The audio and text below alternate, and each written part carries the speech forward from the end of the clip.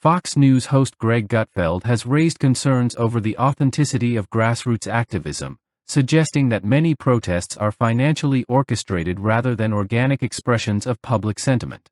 He argued that the recent absence of large-scale demonstrations is due to the defunding of organizations that typically sponsor such movements. Yeah, Greg, I haven't seen a lot of actual regular citizens complain about. That is a very good point. And now we come full circle, Dana, which I will touch on shortly. But your point is well made. Where are the grassroots protests? Because the people who fund the grassroots protests are the people who are getting defunded. Instead, you're getting these shrieking Democrats who are acting like drug addicts watching the cops flush their drugs down the toilet because they are. So it's really hard to get energized about USAID. And is it because it's a front that creates artificial social instability in foreign countries portrayed as aid with the ultimate goal of installing a puppet of our liking? So think about what they're doing in small countries, and you'll follow me, Dana. Trust me. They do DEI, identity-driven activism with gender and trans.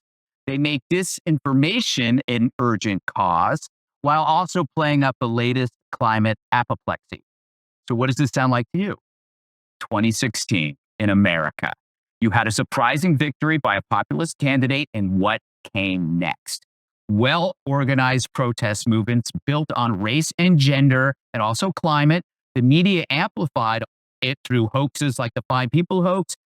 The protests, BLM, Antifa, they were as regular as sunrise. And behind it, every step was the media. And what was the goal? Installing a puppet, Joe Biden.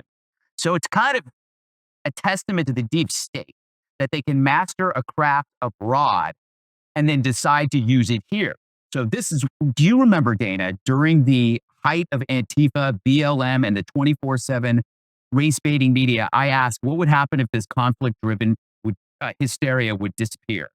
Well, you would see a unified population that could then set their sights on the real problems, the corruption and the rent-seeking in our government.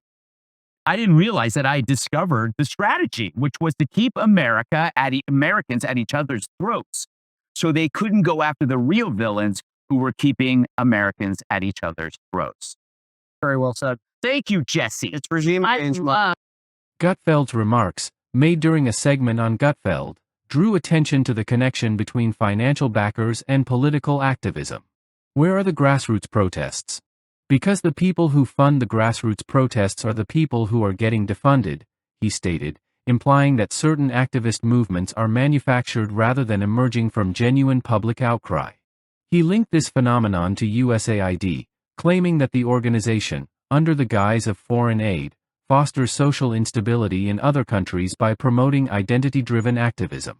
He then drew a parallel to the United States, asserting that similar tactics were used domestically following the 2016 election.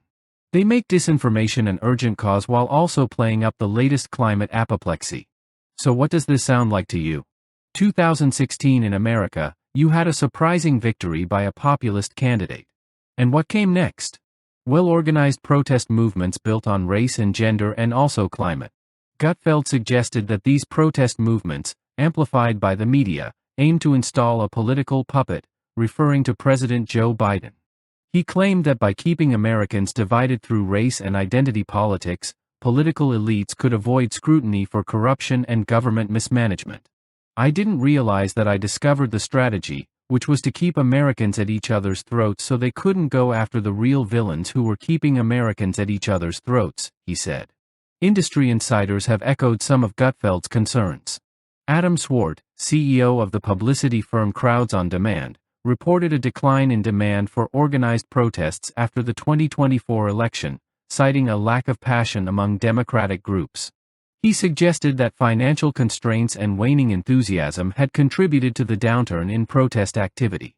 Critics argue that Gutfeld oversimplifies the complexities of activism, ignoring the role of spontaneous public outrage in driving movements. However, his perspective raises questions about the influence of money in politics, the extent to which activism is strategically engineered, and how financial backing shapes the narrative of political protests. Gutfeld's remarks have sparked debate over the authenticity of grassroots activism, the ethics of funded protests, and whether political movements serve genuine public interests or hidden agendas. His commentary challenges the conventional understanding of activism, forcing a broader discussion on how political discourse is influenced by financial and institutional forces.